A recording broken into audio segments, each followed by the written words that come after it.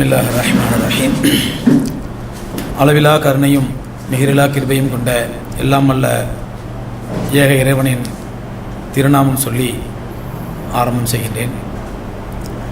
இந்த ஒரு அற்புதமான புனிதமான நிகழ்ச்சியிலே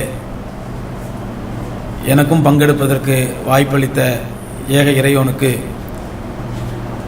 நன்றி உரைத்தவனாக சுருக்கமான என்னுடைய ஒரு சில வார்த்தைகளை நமக்கு மத்தியிலே பகிர்ந்து கொள்வதற்காக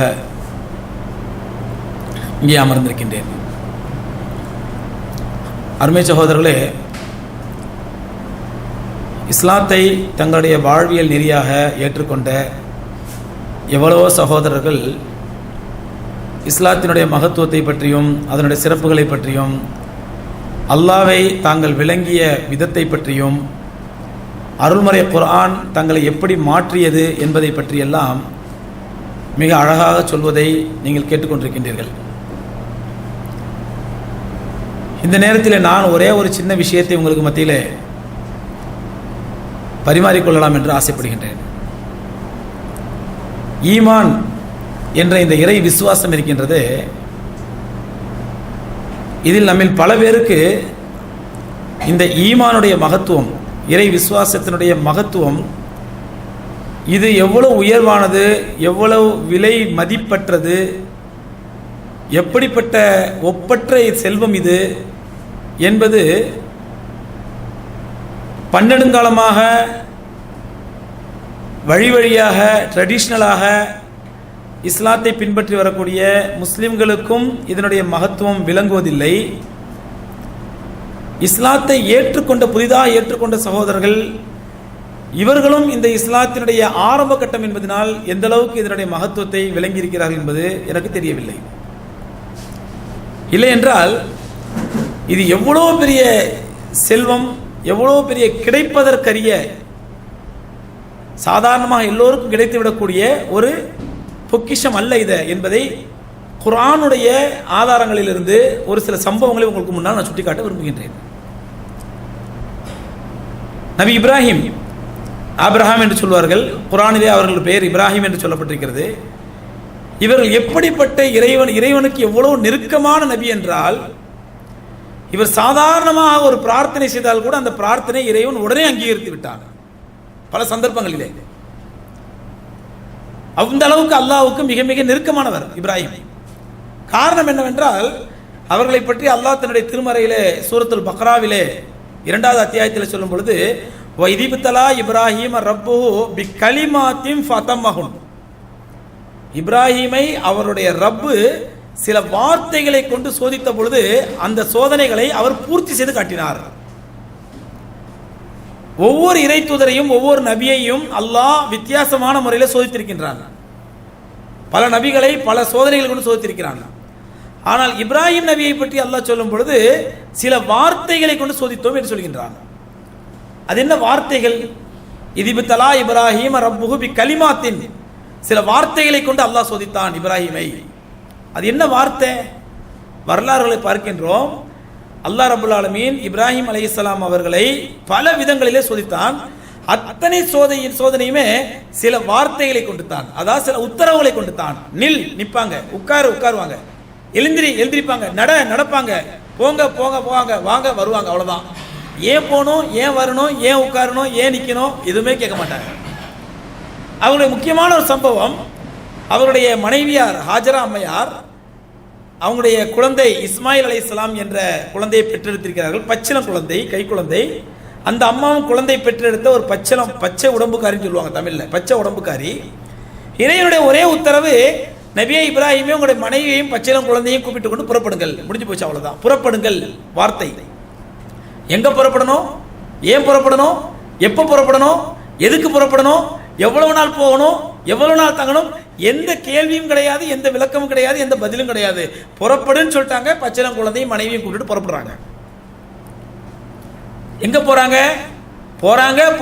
போறாங்க ஒட்டகத்திலையும் கழுதையின் மீதும் கோவேறு கழுதை மேலே ஏறி போய்கிட்டே இருக்காங்க. இப்ராஹிம் வாழ்ந்து வசித்து வந்த இடம் ஹெப்ரோன். இன்னைக்கு பலஸ்தீன்ல பைத்துல் முகத்தஸ் என்று சொல்லக்கூடிய ஜெருசலம் பகுதியிலே அங்கிருந்து 90 கிலோமீட்டர் ஹெப்ரோன் என்ற ஒரு பகுதி. இன்னைக்கு அந்த ஊர் பேர் ஹலீலின் பேர், பழைய பேர் ஹெப்ரோன். அங்கதான் இன்னைக்கு இப்ராஹிம் அலைஹிஸ்ஸலாத்து வஸ்ஸலாமுடைய அடக்கஸ்தலம், அவங்களுடைய மனைவி ஹாஜரா மனைவி சாரா அம்மையாருடைய அடக்கஸ்தலம், அவங்களுடைய மூத்த மகன் இஸ்ஹாக் நபியுடைய அடக்கஸ்தலம் எல்லாமே இன்னைக்கு ஹெப்ரோன்ல தான் இருக்குது. அவங்க வாழ்ந்து வசித்து வந்தது எல்லாமே ஹெப்ரோன். நான் சொல்றது இந்த கதை அல்ல, ஒரு உயிருள்ள வரலாறு, ஆதாரத்துடன் கூடிய உயிருள்ள வரலாறு. இப்போ யார் வேணாலும் அந்த ஆதாரங்களை பார்க்கலாம். அந்த ஹெப்ரோன்ல இருந்து புறப்படுறாங்க. எத்தனாயிரம் கிலோமீட்டர்? கிட்டத்தட்ட 1500 மைல். எங்க இருந்து? ஹெப்ரோன்ல இருந்து இன்னைக்கு மக்காங்கிற இருக்கிற இடம். அப்போ மக்காவும் கிடையாது, ஊரும் கிடையாது, ஒண்ணும் கிடையாது. பிவாதின் கைரி தி ஜரைன் அல்லாஹ் சொல்லி காட்டுறான் குர்ஆன்ல. ஒரு புல் பூண்டு கூட முளைக்காத, ஒரு புழு பூச்சிகளுடைய அரவமற்ற ஒரு பள்ளத்தாக்கு. பள்ளத்தாக்குனா மலைப்பாலைவனம். நம்ம பொதுவாக சொல்லுவோம் ஆள் அரவமற்றன்னு சொல்லுவோம். ஆள் நடமாட்டம் இல்லாத ஊருக்கு ஆள் அரவமற்ற. இது ஆள் அரவமற்ற அல்ல, புழுப்பூச்சி அரவமற்ற.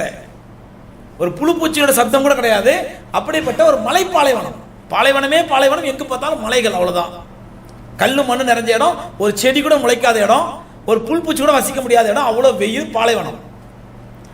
அங்க கூட்டு போறாங்க, மனைவியையும் குழந்தையையும் கூட்டு போய் அங்க தங்க வைக்கிறாங்க.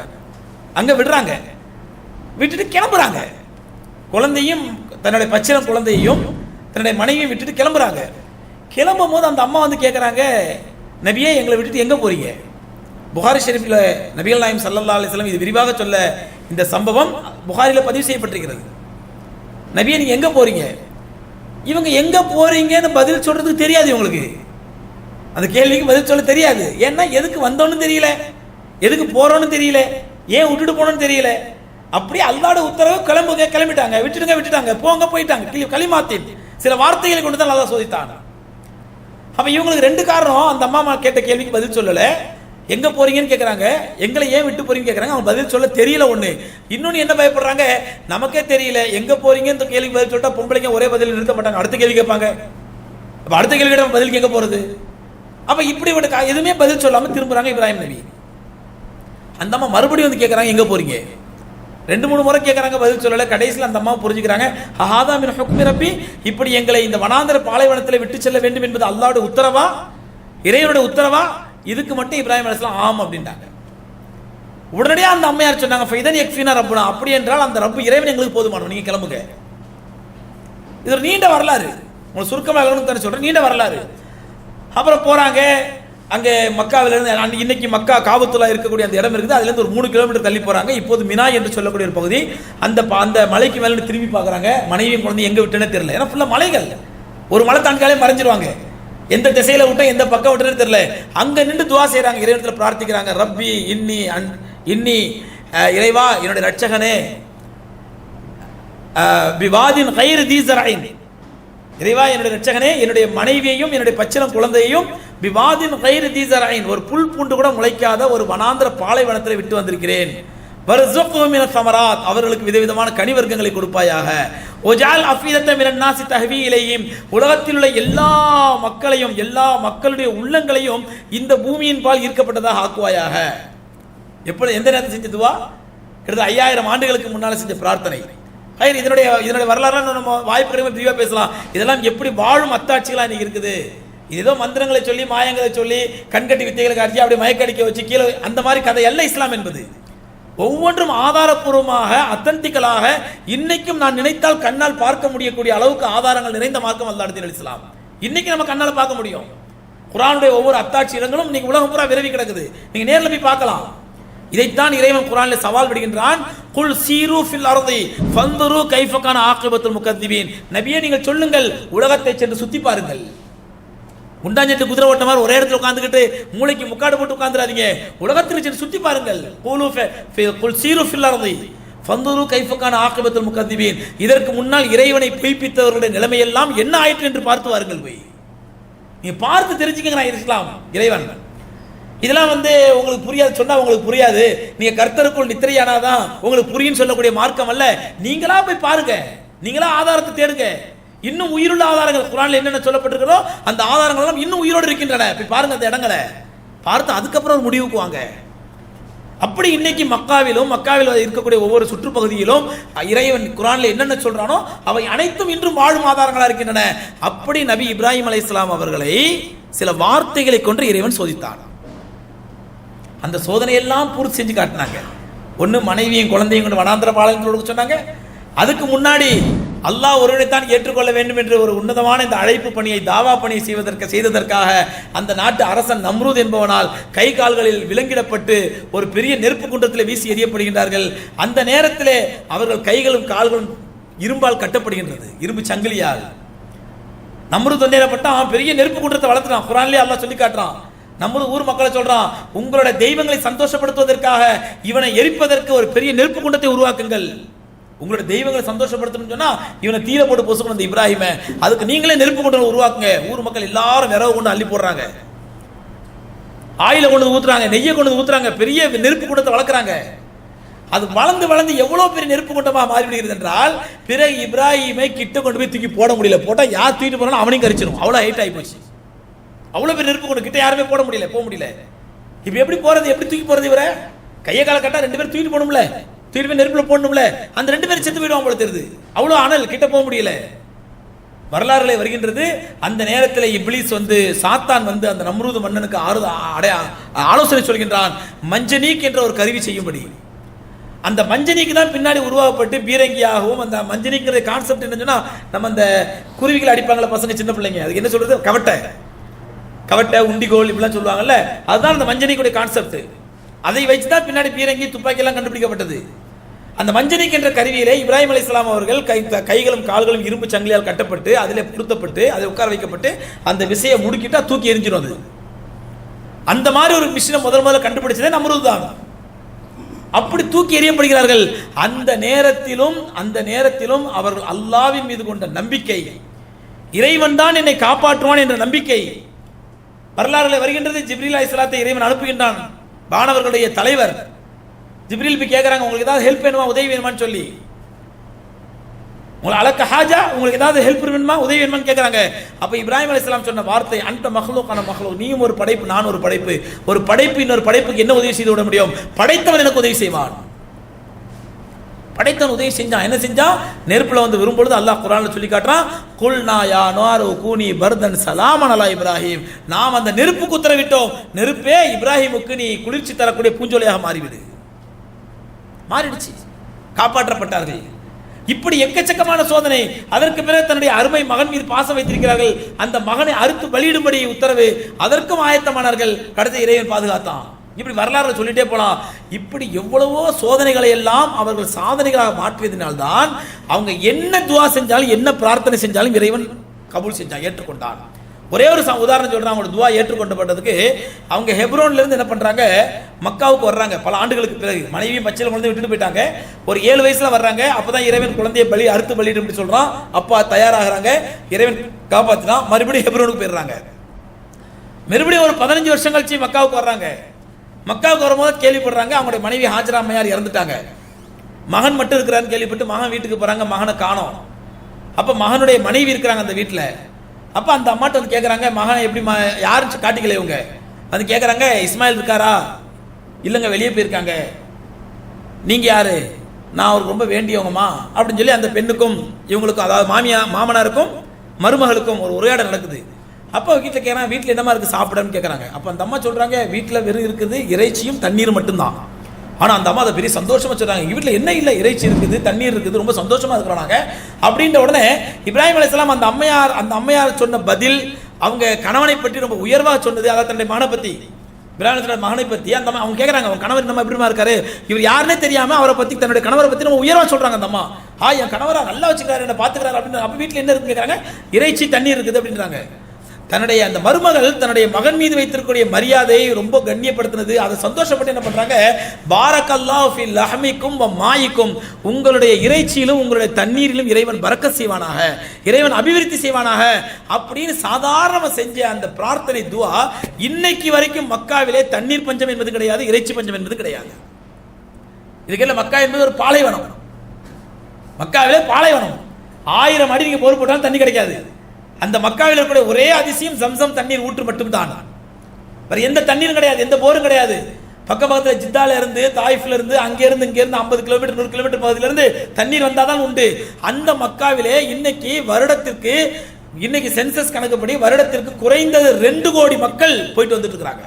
ஒரு வருஷத்துக்கு ஹஜ்ஜிக்கு உம்ராக்கு எல்லாம் சேர்த்து 2 கோடி மக்கள் போறாங்க, அங்க தங்குறாங்க. 10 நாள் 15 நாள் 40 நாள் 30 நாள் தங்குறாங்க, வர்றாங்க. இவ்வளவு மக்களுக்கும் இன்று வரை தண்ணீர் பஞ்சம் என்பது ஏற்பட்டதில்லை. காரணம் யார் செஞ்ச துவா? ஹஜ்ரத் இப்ராஹிம் அலைஹிஸ்ஸலாத்து வஸ்ஸலாம் தன்னுடைய மருமகள் மீதுள்ள சந்தோஷத்துல சொன்ன ஒரு வார்த்தை, சாதாரணமா சொன்ன வார்த்தை, ரொம்ப பணிவா உட்கார்ந்து அல்லாஹ்ட்ட பிரார்த்தனை கேட்கல, ஒரு சந்தோஷம் சொன்ன ஒரு வாழ்த்து. அந்த வாழ்த்தை கூட இறைவன் ஏற்றுக்கொண்டு இன்று வரை மக்காவிலே தண்ணீர் பஞ்சம் கிடையாது. அதே மாதிரி மக்களை இறைச்சி பஞ்சம் கிடையாது. மக்கள் பிச்சை எடுப்பான், பிச்சைக்காரன் பிச்சை எடுப்பாங்க. அந்த பிச்சையை வாங்கிட்டு போய் கூட அவன் நீ கறி தான் சாப்பிடுவான், இறைச்சி தான் சாப்பிடுவான், சாதாரண சாப்பாடு சாப்பிட மாட்டான். அந்த அளவுக்கு அங்கே இறைச்சியினுடைய மலிவு, இறைச்சியினுடைய பரவல், இறைச்சியுடைய மிகைப்பு. எதுக்கு சொல்றேன்னு சொன்னா, அந்த அளவுக்கு இறைவனுக்கு மிக மிக நெருக்கமாக இருந்த ஒரு இப்ராஹிம் நபி, அவங்க என்ன துவா கேட்டாலும் என்ன பிரார்த்தனை கேட்டாலும் உடனே அதை ஏற்றுக்கொண்ட இறைவன் ஒரே ஒரு துவாவுடைய விஷயத்துல மட்டும் ரொம்ப கராரானதுக்கிட்ட அல்லாஹ் நான் ஏத்துக்க மாட்டேன் அப்படின்ட்டான். என்ன துவா? தன்னுடைய தந்தை ஆசர் அவர் ஒரு நெருப்பு வணங்கியாக இருந்தார். நெருப்பு வணங்கி சிலை வணங்கி சிலைகளுக்கும் நெருப்புகளுக்கும் பூஜை செய்யக்கூடிய ஒரு பூஜாரியாக இருந்தார். தன்னுடைய தந்தையினுடைய நேர்வழிக்காக துவா கேட்டார்கள் இப்ராஹிம் அலைஹிஸ்ஸலாம். இறைவா, எனக்கு இதாயத்தை கொடுத்த, நேர்வழியை கொடுத்த, என்ன வச்சு ஆயிரக்கணக்கான மக்களுக்கு நேர்வழியை கொடுத்த, என்னுடைய பெற்ற தந்தைக்கு நேர்வழி கொடுக்க மாட்டியா அப்படின்னு கேட்டாங்க. இறைவன் அந்த விஷயத்தில் மட்டும் கரார் காட்டினா நான் ஏத்துக்க மாட்டேன் அப்படின்ட்டான். இங்க இதான் நம்ம கவனிக்க வேண்டிய விஷயம். எந்த அளவுக்கு இறைவனுக்கு மிக நெருக்கமான நபி, அவங்க பிரார்த்தனை கேட்டாலும் உடனே எல்லா பிரார்த்தனையும் அங்கீகரித்தான் இறைவன். அதற்கு இன்னைக்கு உயிருள்ள ஆதாரங்கள் இருக்கின்றன. மக்காவிலே, மதினாவிலே எல்லா பிரார்த்தனையும் அங்கீகரித்தான். ஆனால் தன்னுடைய தந்தையினுடைய நேர்வழி என்று வரும் பொழுது அந்த பிரார்த்தனை விஷயத்தில் இறைவன் ஏத்துக்க மாட்டான் அப்படின்ட்டான். இது இப்ராஹிம் நபி. அவங்களுக்கு அப்புறம் ஒரு இறை தூதர் வந்தாங்க, நபி நூஹ் நபி. நபி நூஹ், இப்ராஹிம் அலைஹிஸ்ஸலாத்து நபி நூஹ் வந்தாங்க. இந்த நபிக்கு இறைவன் கொடுத்த சிறப்பு என்ன தெரியுமா? இன்னா அர்சல்னா நூஹன் இலா கௌமிஹி அல்ஃப சனத்தின் இல்லா 50 ஆமா. நாம் நூஹ் என்ற இறை தூதரை அவருடைய சமுதாயத்திற்கு அனுப்பி வைத்தோம். அவர் அந்த சமுதாயத்தினருக்கு மத்தியிலே 1000 ஆண்டுகளுக்கு 50 ஆண்டுகள் குறைவாக அழைப்பு பணியை செய்தார். எத்தனை வருஷங்க? எத்தனை வருஷம்? 950 ஆண்டுகள். வேற எந்த இறை தூதருக்கும் இறைவன் இவ்வளவு நீண்ட வாழ்க்கையை கொடுத்து நீண்ட அழைப்பு பணி செய்யக்கூடிய பாக்கியத்தை கொடுக்கல. நபி நூஹ் என்ற பெயரிலே அல்லாஹ் தனி அத்தியாயத்தை இறக்கியிருக்கான் குர்ஆன்ல. அந்த அத்தியாயத்தில் நபி நூஹ் எப்படிலாம் பிரச்சாரம் பண்ணாங்க, எப்படிலாம் அல்லாஹ்ட்ட முறையிட்டாங்க, மன்றாடினாங்க, அல்லாஹ் சொல்லி காட்டுறான். மக்களை அழைச்சாங்க, வாங்க வாங்க வாங்கன்னு. 950 ஆண்டுகளிலே அவ்வளவு 950 ஆண்டுகள் செய்த தாவா பணியிலே, அழைப்பு பணியிலே இஸ்லாத்தை ஏற்றுக்கொண்டவர் வெறும் 72 பேர். எத்தனை பேருங்க? 10 வருஷத்துக்கு ஒரு ஆள் இஸ்லாத்தை ஏற்றிருந்தா கூட எத்தனை பேர் வந்திருக்கணுங்க? 10 வருஷத்துக்கு ஒரு ஆள் வந்திருந்தா கூட எத்தனை பேர் வந்திருக்கணும்? எத்தனை பேருங்க? 95 பேர் வந்திருக்கணும். ஆனா ஏத்துக்கணும் எத்தனை பேர்? வெறும் 72 பேர். ஒரு கட்டத்தில் நபி நூஹ் அவர்கள் மனம் உடைந்து, மனம் வெறுத்து, நம்மளாம் 2 தடவை சொல்லிட்டு 3ஆவது தடவை, உதாரணமா நம்ம இந்த தப்லீக் ஜமாத்துக்கிறவங்க என்ன பண்ணுவாங்க, பள்ளிவாசல்கள் முஸ்லீம்களை வந்து அழைப்பு பண்ணி காட்டி போவாங்க. கடற்கரையா பள்ளியா போவாங்க, ஒரு வீடா போவாங்க, தொழுகைக்கு வாங்க பள்ளிக்கு வாங்க அழைக்கிறதுக்காண்டி. அந்த நேரத்தில் ஒரு பள்ளிவாசலுக்கு வாசலில் ஒருத்தர் கடை வச்சிருக்காருன்னு வைங்களேன். அவர் முதல்ல போய் கூப்பிடுறாங்க, பை பள்ளி பில்டிங்லேயே கடை வச்சிருக்கீங்க, 5 வேலை தொழுவாங்க பை அப்படின்னா, வேலையை பார்த்துட்டு போங்க, நீங்கள் தான் வேலை வெட்டி இல்லாமல் இருக்கிறீங்க, எல்லாங்களும் வேலை வெட்டி ஆள் நினைச்சிங்களா அப்படின்னு ஒரு வெறுப்பாக பேசிட்டான்னு வைங்க. அது மாதிரி பேச நிறைய பேர் இருக்கிறாங்க. 2வது என்ன பண்ணுவாங்க, 2வது திட்டினார் வைங்க. 3ஆவது தடவை வெளியூர்லேருந்து எந்த மக்கள் வந்தாலும் சரி, அவர் கொடுக்குற முதல் அட்வைஸ் என்ன, எல்லாத்துலையும் போங்க, தயவு செஞ்சு அந்த ஆள்கிட்ட மட்டும் போயிடாதீங்க, அவர் திட்டி விட்டுருவாரு. இதானே இயல்பு. நாமளே என்ன பண்றோம், ஒருத்தர் கூப்பிடுறோம், இஸ்லாத்தினுடைய நல்ல அம்சங்களை சொல்லி, குர்ஆனுடைய விஷயங்களை சொல்லி, ஹதீஸ்களை விஷயங்களை சொல்லி, அல்லாஹ்வை பற்றி சொல்லி, ஒரு முறை சொல்றோம் திட்டுறாரு, 2ஆவது முறை சொல்றோம் திட்டுறாரு, 3ஆவது முறை திட்டுறோம் அடிக்க வர்றாரு, 4ஆவது முறை என்ன பண்ணுவோம்? அவ்வளவுதான், அவர் கழிச்சு விட்ட கேஸ், ஐயா அவர்கிட்ட போயிடாதீங்க மோசமான ஆளு அப்படின்றோம். ஆனால் நபி நூஹ் அலைஹிஸ்ஸலாத்து வஸலாம் எத்தனை வருஷங்க? 950 ஆண்டுகள். மக்கள்லாம் கல்லால் அடிப்பாங்களாம். வந்து கல்லடிப்பட்ட காயத்தை எல்லாம் ஆத்திட்டு மருந்து போட்டுட்டு அது தடவி விட்டு ரத்தத்தை கிளீன் பண்ணிட்டு மறுபடியும் பிடிப்பாங்க. மறுநாள் காலையில மறுபடியும் கல்லால் அடிப்பாங்க. வாங்கிட்டு வந்து வேதனைப்பட்டு அதெல்லாம் தொடச்சு முடிச்சு மறுபடியும் பிடிப்பாங்க. 950 ஆண்டுகள். குர்ஆன் எடுத்து பாருங்க. நபி நூஹ் அலைஹிஸ்ஸலாத்து நபி நூஹ் என்ற பெயரிலேயே ஒரு அத்தியாயம் இருக்கிறது. அதுல இறைவன் சொல்லி காட்டுறான், வெறுத்து போய் சொல்லிடுறாங்க, யா அல்லாஹ் இன் ததர் ஃபில் அர்தி, இனிமேல் இவர்களை விட்டு வைத்தால், அவங்க சொல்றாங்க அல்லாஹ்ட்ட, யா அல்லாஹ் இனிமேல் இந்த சமுதாயத்தை விட்டு வைத்தால் லம் எலித் இல்லா ஃபாஜிரன் கஃபாரா, இவன் பெற்றெடுக்கக்கூடிய குழந்தைகளின் பாவிகளையும் காஃபிர்களையும் தான் பெற்றெடுப்பான். ஆகவே விட்டு வைக்காதே யா அல்லாஹ், அழிச்சிடு. எவ்வளவு மனம் நொந்திருப்பாங்க. அப்ப இவ்வளவு மனம் நொந்து போகும் அளவுக்கு 950 ஆண்டுகளின் உலகத்தில் அவர்கள் அழைப்பு பணி செய்தார் என்றால் அவங்க அல்லாஹ்வுக்கு பிரியமானவர்களாக இருந்திருப்பாங்க.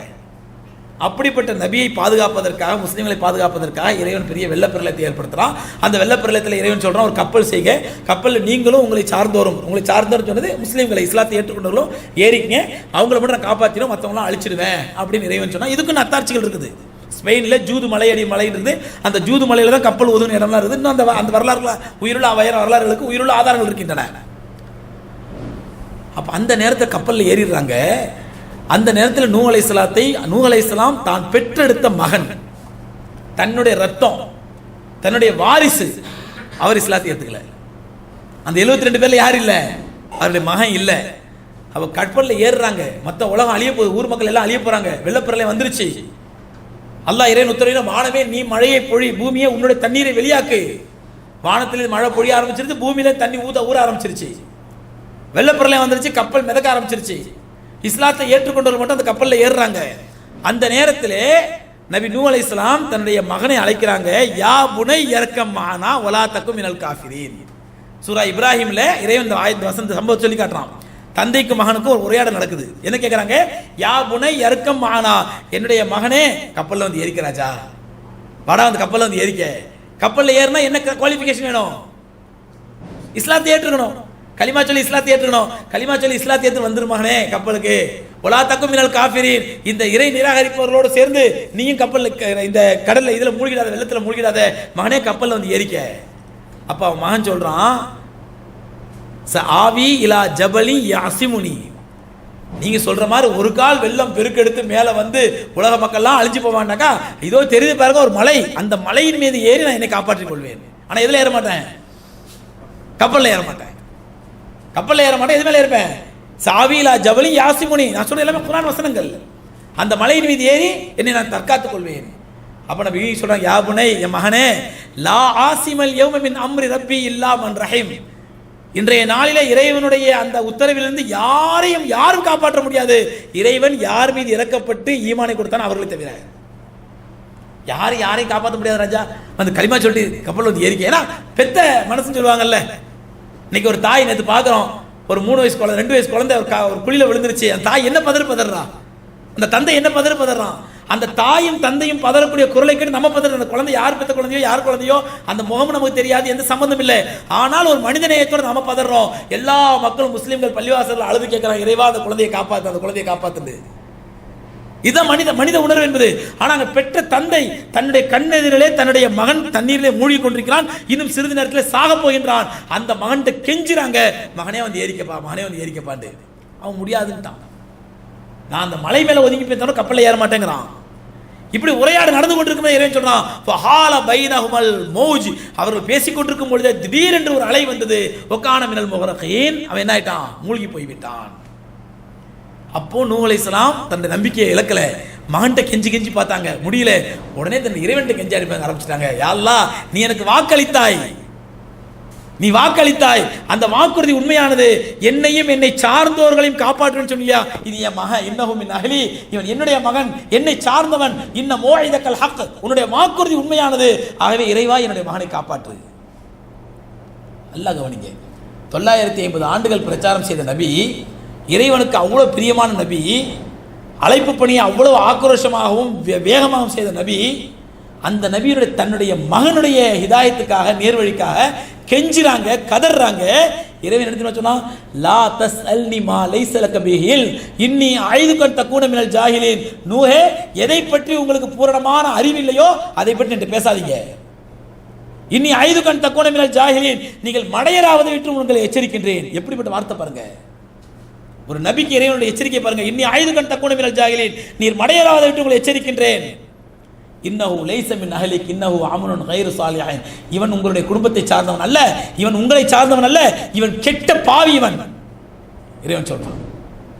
எவ்வளவு பேர் கெட்ட பாவியா இருந்தாலும் இறைவன் நாடு இருந்தா அவருக்கு ஹிதாயத்தை கொடுத்து தன்னுடைய தந்தையோட சேர்த்துருக்கலாம்ல. அவ்வளவு பிரியமான நபி. இங்க அதான் கவனிக்க வேண்டிய விஷயம். எந்தெந்த அவரை வைத்து 72 பேருக்கு ஹிதாயத்தை நேர்வழியை கொடுத்த அல்லாஹ் அவர் பெற்றெடுத்த மகனுடைய ஹிதாயத் என்று வரும்பொழுது இன்னி ஆயுது கண் தக்கூன மினல் ஜாஹிலீன், இனிமே என்ற மடைய மாதிரி பேசிட்டு இருக்காதீங்க அல்லாஹ் கண்டிக்கின்றான். அப்ப இப்ராஹிம் நபியுடைய பெற்றெடுத்த தந்தைக்கு அல்லாஹ் ஹிதாயத் தரமாட்டேன்னு மறுத்துட்டான். நூஹ் அலைஹிஸ்ஸலாத்துடைய மகனுக்கு அல்லாஹ் நேர்வழியை தரமாட்டேன்னு மறுத்துட்டான். ஏன் நம்முடைய நபிகள் நாயகம் ஸல்லல்லாஹு அலைஹி வஸல்லம் அவங்களுடைய பெரிய தகப்பனார் அபூ தாலிப் எவ்வளவு பிரியத்திற்குரியவர். நபி ஸல்லல்லாஹு அலைஹி வஸல்லத்துடைய தந்தை தாயுடைய வயிற்றில் நபிகள் நாயகம் கருவாக இருக்கும் பொழுது தந்தை மூத்தாயிட்டாங்க. பிறந்து 3-4 ஆண்டுகளிலேயே தாய் இழந்துட்டாங்க. அந்த தாய் தந்தை இல்லாத அந்த அனாதை குழந்தைக்கு தாய்க்கு தாயாக தந்தைக்கு தந்தையாக இருந்து வளர்த்தெடுத்தது அபூ தாலிப். நபிகள் நாயகத்தின் வரலாறு எடுத்து பாருங்க. தாய்க்கு தாயா இருந்தாங்க, தந்தைக்கு தந்தையா இருந்தாங்க அபூ தாலிப். அப்படி பாசத்திற்குரிய பெரிய தந்தை. யார்கிட்டையும் வந்து என்னுடைய தம்பிமான்லாம் சொல்ல மாட்டாங்க, ஏன் மகன்னு சொல்லுவாங்க. அது மட்டுமல்ல, நபிகள் நாயகம் ஸல்லல்லாஹு அலைஹி வஸல்லம் 40 ஆண்டு காலத்தில் 40வது வயதில் அவர்களுக்கு இறைவனிடத்தில் உத்தரவு வந்து இஸ்லாமிய அழைப்பு பணியை செய்ய ஆரம்பித்த பொழுது ஊரே எதிர்த்த நேரத்திலும் அவர்களுக்கு அத்தனை பேருக்கும் ஷீல்டாக இருந்து பாதுகாத்தது யாரு? அபூ தாலிப். ஊரே பாய்காட் பண்ணாங்க. அவங்க அந்த குடும்பத்துக்கே யாரும் சாப்பாடு கொடுக்கூடாது, தண்ணி கொடுக்கூடாது, ஒதுக்கி வச்சா ஊரே ஒதுக்கி வச்சாங்க. ஷுஆபே அபீ தாலிப் அந்த பள்ளத்தாக்கு இன்னும் பேரு, அந்த பள்ளத்தாக்கு இன்னும் மக்காவில் இருக்கின்றது. அந்த ஷுஆபே அபீ தாலிப் என்று சொல்லக்கூடிய அபூ தாலிப் பள்ளத்தாக்கிலே ஒட்டுமொத்த குடும்பத்தினர் ஒதுக்கி வைக்கப்பட்டார்கள். அவங்களுக்கு யாரும் ஊருக்காரங்க தண்ணி கொடுக்க மாட்டாங்க, சாப்பாடு கொடுக்க மாட்டாங்க, பொருள் கொடுக்க மாட்டாங்க, விற்க மாட்டாங்க, வாங்க மாட்டாங்க. 2 ஆண்டுகள் இந்த சோதனை தொடர்ந்தது. அந்த நேரத்திலும் அவர் இஸ்லாத்தை ஏற்றுக்கொள்ளாத நிலையிலும் தன்னுடைய அண்ணன் மகனுக்காக அவருடைய கொள்கைக்காக உறுதியோடு நின்றவர் அபூ தாலிப். அப்படிப்பட்ட அபூ தாலிபுக்கு அவருடைய கடைசி நேரத்திலே மரண தருவாய். பெரிய வரலாறு சுருக்கமாக சொல்கிறேன். ஊர் மக்கள்லாம் வர்றாங்க. அபூ ஜஹல், அபூ லஹப், உத்பா, ஷைபா போன்ற ஊரில் உள்ள பெரியவர்கள்லாம் வர்றாங்க. வந்து அவருடைய மரண தருவாயில் உட்காந்து பேசுகிறாங்க. அபூ தாலிபே, இவ்வளோ காலமாக உங்கள் அண்ணன் மகனுக்கு நீங்கள் சப்போர்ட் பண்ணிக்கிட்டு இருந்தீங்க, இப்போ உங்களுக்கும் வந்து இறுதி நேரம் வந்துருச்சு. இப்போவாது அவர்கிட்ட சொல்லுங்க, இனிமேல் நம்முடைய தெய்வங்களை திட்ட வேண்டாம், நம்முடைய தெய்வங்களை குறை சொல்ல வேண்டாம், அவருடைய அந்த ஏகத்துவ பணி செஞ்சுட்டு போட்டோம், அவருடைய ஏகத்துவ பணியை செஞ்சுட்டு போட்டோம். மக்கள் அழைச்சி கடைசி இந்த முடிவு வந்தாங்க. என்னென்னமோ எதிர்ப்பு கொடுத்து பார்த்தவங்க கடைசி ஏகத்துவ பணி செய்யட்டோம். ஆனால் ஒரே ஒரு அக்ரிமெண்ட்டுக்கு வரோம், ஒரு சமாதான அக்ரிமெண்ட்.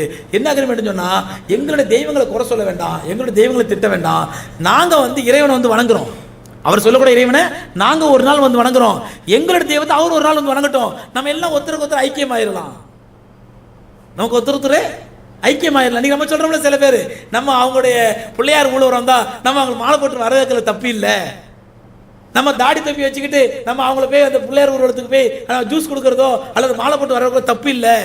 இதான் மத நல்லிணக்கம் இல்லை. இஸ்லாம் இப்படிப்பட்ட ஒரு போலித்தனமான மத நல்லிணக்கத்தை இஸ்லாம் ஏற்றுக்கொள்ளவில்லை. அந்த நேரத்தில் இறங்கினதான் எவ்வளவு அழகான ஒரு உடன்படிக்கை. இதுவரைக்கும் நாங்கள் அந்த தெய்வத்தை வணங்க மாட்டோம், இறைவனை வணங்க மாட்டோம் சொல்லிக்கிட்டு இருந்த மக்கத்து காபிர்கள், இறை மறுப்பாளர்கள் ஒரு அழகான அக்ரிமெண்ட்டுக்கு வர்றாங்க. அது அபூ தாலிபுடைய மரண தருவாயில, நீங்க எங்க கோயிலுக்கு வாங்க, நாங்க உங்க பள்ளிக்கு வர்றோம், எங்க தெய்வத்தை நீங்க வணங்குங்க, உங்க தெய்வத்தை நாங்க வணங்குறோம், நமக்கு சண்டை சச்சரவு வேண்டாம். அப்ப இறைவன் இறங்கின ஆயத்து தான் இது, லக்கும் தீனுக்கும் ஒளிய தீன் குல் யா அய்யுஹல் காஃபிரூன, ஓ இறை நிராகரிப்பாளர்களே, லா அபுது மா தஅபுதூன், நீங்கள் வணங்கக்கூடிய தெய்வத்தை ஒருபோது நான் வணங்க மாட்டேன், ஒலா அன்தும் ஆபிதூன மா அபுது, நான் வணங்கக்கூடிய இறைவனை ஒருபோது நீங்கள் வணங்க போவதில்லை, லக்கும் தீனுக்கும் ஒளிய தீன், உங்களுடைய மாதத்தை நீங்க சொல்லி எடுத்துட்டு போங்க, என்னுடைய வார்த்தை எடுத்து விட்டுருங்க. அப்ப இறைவன் ஆய்த்தது. இது வேற சம்பவம், இது அவுட் ஆஃப் டாபிக், இருந்தாலும் லைட்டா விளக்கம் சொல்றதுக்காண்டி சொன்னேன். இந்த நேரத்தில் நபிகள் நாயகத்துடைய பெரிய தந்தையார் அபூ தாலிபு மரண தருவாயில் இருக்கிறாங்க. அந்த நேரத்தில் நபிகள் நாயகம் சொல்றாங்க, என்னுடைய மரண தந்தையே, என்னுடைய லவ் உதயத்தி ஷம்ஸ் அலா யமீனி ஒல் கமர் அலா யசார், நீங்கள் ஒரு சூரியனை கொண்டு என்னோட வலது கையிலும் சந்திரனை கொண்டு இடது கையிலும் கொடுத்து எனக்கு இந்த அழைப்பு பணியை விட்டு விடுங்கள் என்று சொன்னால் கூட நான் ஒருபோதும் விட மாட்டேன். ஒன்று இந்த அழைப்பு பணியிலே என்னோட உயிர் போக வேண்டும், இல்லை அல்லாஹ்வுடைய மார்க்கம் உயிர் பெற வேண்டும். இந்த ரெண்டுல ஒன்று நடக்காத வரைக்கும் நான் இந்த அழைப்பு பணி விட மாட்டேன். நாங்கள் நபிகள் நாயகம் ஸல்லல்லாஹு அலைஹி வஸல்லம் சொல்லிட்டு அவருக்கே அழைப்பு பண்ணி கொடுத்தாங்க, அவருக்கே தாவா கொடுத்தாங்க. யாருக்கு? அபூ தாலிபுக்கு. அவர் ஏத்துக்கல, அவர் சில காரணங்களை ஏத்துக்கல, மறுத்துறாரு, உயிர் போயிடுது. நபிகள் நாயகம் கடுமையாக அழுகுறாங்க, இறைவன் உட்காந்து கடுமையாக உட்காந்து அழுகுறாங்க. அந்த நேரத்தில் இறங்கின ஆயத்து என்ன தெரியுமா? எந்த வார்த்தைகளை கண்டு நபி நூஹ் அலைஹிஸ்ஸலாத்து வஸ்ஸலாம் அவர்களை அல்லாஹ் கண்டித்தானோ அதே வார்த்தைகளை கொஞ்சம் நளினமாக அல்லாஹ் கண்டித்தான். யார்? நபிகள் நாயகம் ஸல்லல்லாஹு அலைஹி வஸல்லத்தை. என்ன சொன்னா? இன்னக லா தஹ்தி மன் அஹ்பப்த வலாக்கின்னல்லாஹ் யஹ்தி மன் யஷா. நபியே, நீங்க இஷ்டப்பட்ட ஆளுங்க நான் ஹிதாயத்தை கொடுத்துட முடியாது, அல்லாஹ் யாரை நாடுகின்றானோ அவருக்கு தான் ஹிதாயத்தை கொடுப்பான், நேர்வழியை கொடுப்பான். இப்போ நான் உங்களுக்கு முன்னாடி 3 சம்பவங்களை சொன்ன, முக்கியமான சம்பவங்கள். நபி இப்ராஹிம் அலைஹிஸ்ஸலாத்துடைய தந்தை, நபி நூஹ் அலைஹிஸ்ஸலாத்துடைய மகன், நபிகள் நாயகத்துடைய பெரிய தந்தை. இந்த மாதிரி நிறைய நூற்றுக்கணக்கான சம்பவம் சொல்லலாம். டைம் ஷார்ட்டுனால 3 சம்பவம் சொல்றேன். இங்கே நமக்கு முன்னால் உள்ள கேள்வி என்னவென்றால், நான் என்னோட உரையை ஆரம்பத்தில் சொன்னேன், இன்னைக்கு பரம்பரையாக ட்ரெடிஷ்னலாக வாழையடி வாழையாக முஸ்லீமா இருக்கக்கூடிய மக்களுக்கு இஸ்லாத்துடைய மகத்துவம் தெரியல, அல்லாஹ் கொடுத்த ஈமானுடைய மகத்துவம் தெரியல. அல்ஹம்துலில்லாஹ் புதிதாக இஸ்லாத்தை ஏற்றுக்கொள்ளக்கூடிய சகோதரர்களுக்கு தான் பெரும்பாலும் அந்த மகத்துவம் விளங்கி மாஷா அல்லாஹ் அவங்க இஸ்லாத்தின் பக்கம் அழைக்கிறாங்க மக்களை. நாங்கள் ஏற்றுக்கொண்ட மார்க்கத்தின் பக்கம் வாங்கன்னு அழைக்கிறாங்க. பரம்பரை முஸ்லீம், நாங்களாம் பாரம்பரிய முஸ்லீம் என்று சொல்லக்கூடியவர்களுக்கு ஈமானுடைய மகத்துவம் தெரியல. அப்படிப்பட்ட மக்களுக்கும் இஸ்லாத்தை ஏற்றுக்கொண்டவர்கள் யார் இந்த ஈமானுடைய மகத்துவத்தை முழுமையாக விளங்கிக் கொள்ளவில்லையோ அவர்களுக்கும் நான் முன்வைக்கக்கூடிய கேள்வி இதுதான். என்ன கேள்வி என்றால், இப்ராஹிம் நபியினுடைய தந்தை என்ற இப்ராஹிம் நபியுடைய தந்தை என்பவருக்கு இல்லாத ஒரு அந்தஸ்து, இப்ராஹிம் அலைஹிஸ்ஸலாத்துடைய தந்தை என்ற அந்தஸ்தை விட, அல்லது நபி நூஹ் அவர்களுடைய மகன் என்ற அந்தஸ்தை விட, அல்லது நபிகள் நாயகத்துடைய பெரிய தந்தை என்ற அந்தஸ்தை விட என்ன மண்ணாங்கட்டி அந்தஸ்து நமக்கு வந்து விட்டது. நமக்கு இறைவன் இந்த இஸ்லாத்தை கொடுத்தான். நமக்கு என்ன அந்தஸ்து இருக்கின்றது, நமக்கு என்ன அருகதை இருக்கின்றது, நமக்கு என்ன பேக்ரவுண்ட் இருக்குது, என்ன பேஸ்மெண்ட் இருக்கிறது. இப்ராஹிம் நபியுடைய தந்தைக்கு அல்லாஹ் கொடுக்கவில்லை, நூஹ் நபியுடைய மகனுக்கு அல்லாஹ் கொடுக்கவில்லை, நபிகள் நாயகத்துடைய பெரிய தந்தைக்கு அல்லாஹ் கொடுக்கவில்லை. அப்படிப்பட்ட இந்த மகத்துவம் வாய்ந்த ஈமானை, இஸ்லாத்தை, இந்த நேர்வழியை, இந்த ஹிதாயத்தை நம்மை போன்ற மண்ணாங்கட்டிகளுக்கு அல்லாஹ் கொடுத்திருக்கிறார் என்றால், நாம் இன்னும் அந்த மார்க்கத்தினுடைய மகத்துவத்தை விளங்கவில்லை என்றால் நம்மை விட துரதிர்ஷ்டசாலிகள் யார் இருக்க முடியும் என்பதுதான் எனக்கு உங்களுக்கு முன்னால் வைக்கக்கூடிய கேள்வி, எனக்கு முன்னால் வைக்கக்கூடிய கேள்வி இது. ஆகவே அன்புக்குரியவர்களே, நாம் ஏதோ இஸ்லாத்தை ஏற்றுக்கொண்டோம், முஸ்லீமாக இருக்கிறோம், இதனால இஸ்லாத்துக்கு பெருமை, ஈமானுக்கு பெருமை, அல்லாஹ்வுக்கு பெருமை இல்லை. இன்னைக்கு யாராவது ஒரு செலிபிரிட்டி இஸ்லாத்தை ஏற்றுக்கிட்டா, ஓ சோல்ஸ் செலிபிரிட்டி இஸ்லாத்தை ஏற்றுக்கொண்டார், என்ன பெருமை நமக்கு அதுல? அவருக்கு பெருமை, அவருக்கு மரியாதை, அவருக்கு நன்மை, அவருக்கு நல்லது, அவருக்கு சந்தோஷம், அவருக்கு வெற்றி. அதனால இஸ்லாத்துக்கு என்ன வெற்றி? இஸ்லாத்துக்கு என்ன வெற்றி? யாரோ ஒரு விஐபி இஸ்லாத்தை ஏற்றுனா, இஸ்லாத்தை ஏற்றுக்கொண்டார், ஏன் அதனால நமக்கு என்ன பிரயோஜனம்? அவருக்கு பிரயோஜனம். இதைத்தான் அல்லாஹ் தன்னுடைய திருமறையில் சொல்லி காட்டுகின்றான், யமுன்னூன அலைக அன் அஸ்லமு. நபியே, அவர்கள் இஸ்லாத்தை ஏற்றுக்கொள்வதை ஏதோ உங்கள் மீது செய்யக்கூடிய உபகாரமாக நினைத்து ஏற்றுக்கொள்கிறார்கள், உங்கள் மீது செய்யக்கூடிய உபகாரமாக நினைக்கிறார்கள். யமுன்னூன அலைக அன் அஸ்லமு, இஸ்லாத்தை ஏற்றுக்கொள்வதை உங்கள் மீது செய்யக்கூடிய உபகாரமாக நினைக்கிறார்கள். குல், நபியே நீங்கள் சொல்லுங்கள், லா தமுன்னு அலைய ஈமான் இஸ்லாமக்கும், உங்களுடைய இஸ்லாத்தையும் உங்களுடைய ஈமானையும் என் மீது செய்த உபகாரமாக நினைக்காதீர்கள். பலில்லாஹு யமுன்னு அலைக்கும் அன் அஸ்லமு, இறைவன் தான் உங்களுக்கு உபகாரம் செய்து உங்களுக்கு இந்த ஈமானை கொடுத்தான் என்று சொல்லுங்கள். அருமைக்குரியவர்களே, ஆகவே யாருக்கு இஸ்லாம் ஈமான் என்ற இந்த பாக்கியம் கிடைக்கின்றதோ அவர்கள் காலம் முழுவதும் சஜ்தாவிலே கிடந்து, சஜ்தாவிலே விழுந்து இறைவனுக்கு நன்றி செலுத்தினாலும் அதில் கோடியில் ஒரு பகுதி கூட நன்றிக்கு நாம் ஈடு செய்தவர்களாக ஆக முடியாது. ஆகவே இறைவன் நமக்கு கிடைத்த இந்த மாபெரும் பொக்கிஷம், மாபெரும் செல்வம், கிடைப்பதற்கரிய அளப்பரிய பொறுமதி மிக்க விலை மதிப்பற்ற என்னென்ன வார்த்தை சொல்லிக்க, அப்படிப்பட்ட இந்த செல்வம் நமக்கு கிடைத்ததற்காக இறைவனுக்கு நாம் நன்றி சொல்ல கடமைப்பட்டிருக்கின்றோம், நன்றி செலுத்த கடமைப்பட்டிருக்கின்றோம். ஏதோ நான் இஸ்லாத்தை ஏற்றதுனால இறைவனுக்கு நான் உபகாரம் செஞ்சுட்டேன், நான் தாவா செய்ததுனால நான் இஸ்லாத்துக்கு உதவி செய்கிறேன், இல்லை.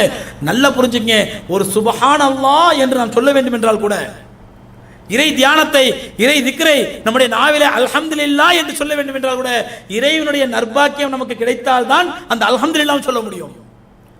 அதனால யார் இஸ்லாத்தை ஏற்றுக்கொண்டோமோ, இஸ்லாத்தின்படி வாழ்கிறோமோ அவர்களும், யார் இஸ்லாத்தை ஏற்றுக்கொண்டார்களோ அவர்களும், யார் இஸ்லாமிய அழைப்பு பணி செய்கிறார்களோ அவர்களும் இறைவனுடைய மிகப்பெரிய பாக்கியம் பெற்றவர்கள், இறைவனுக்கு நன்றி செலுத்த கடமைப்பட்டவர்கள். அதெல்லாம் புரிஞ்சுக்கணும். முதல்ல இறைவன் நமக்கு கொடுத்த பெரிய பாக்கியம், இது பெரிய ஞாபகத்து. ஏதோ நான் ஞாயிற்றுக்கிழமை சண்டே டைம் பாஸ் அப்படி செஞ்சுட்டு போறேன், எனக்கு இது அப்படியே ஒரு ஹாபி, நான் தாவா செய்யறது, அப்படியே வாரத்தில் ஒரு நாள் அப்படி தாவா செஞ்சுட்டு போறேன், இது எனக்கு ஒரு பெரிய பெருமையா இருக்கு, பெரிய ப்ரௌடா இருக்குது. அல்லாஹ் பாதுகாப்பானாக. அத்த எந்த எண்ணங்கள் நமக்கு வந்துடக்கூடாது. ஏனென்றால் இது நபிமார்கள் செய்த வேலை, இறை தூதர்கள் செய்த வேலை. லட்சக்கணக்கான இறை தூதர்கள் பூமிக்கு அனுப்பப்பட்டது இந்த வேலையை செய்வதற்காகத்தான், இந்த தாவா என்று சொல்லக்கூடிய இந்த அழைப்பு பணி செய்வதற்காகத்தான், தாவத் என்ற இந்த உன்னதமான பணியை செய்வதற்காகத்தான். நபிமார்கள் இறை தூதர்கள் எப்படிப்பட்டவர்கள்? இறைவனால் தேர்ந்தெடுக்கப்பட்டவர்கள்.